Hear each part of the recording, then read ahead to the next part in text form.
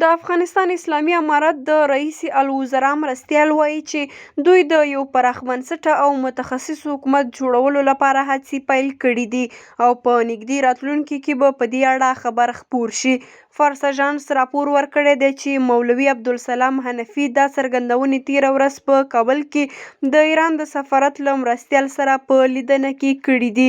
راپور کې د حنفي له قوله راغلي چې تر اوسه پورې تر نیمایي په ډېرو ولایتونو کې نجونې په ټیټه او لوړه کچه د زده کړو اجازه لري او ډېر ژر به دا مسله په ټولو ولایتونو کې حل شي. هغه دغه راز له ټولو سیمه ییزو او نړیوالو هیوادونو سره پر ښو روابطو ټینګار کړی دی او زیاته کړې ده چې اسلامي امارت د رسمیت پیژندنې لپاره لازم شرایط پوره کړي دي.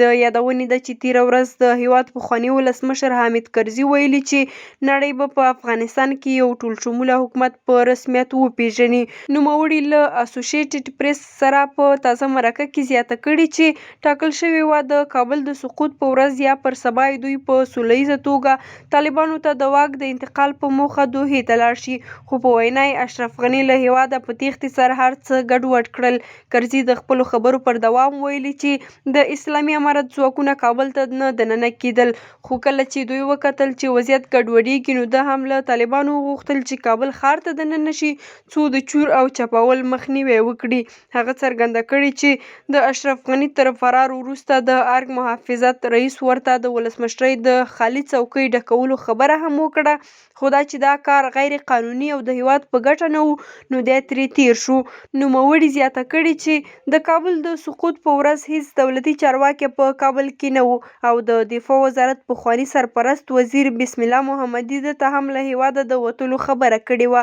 کرزي پر نړۍ هم غږ کړی چې طالبان په رسمیت وپیژني، خو په دې شرط چې هغوی د ښځو د حقونو په ګډون نورو ازادیو ته درناوی وکړي. پخواني ولسمشر یو ځل بیا د ټولشموله حکومت په رامنځته کېدو د ټینګار ترڅنګ ویلي و چې له نړۍ سره د تعامل یوازینۍ لار ټولشموله نظام دی.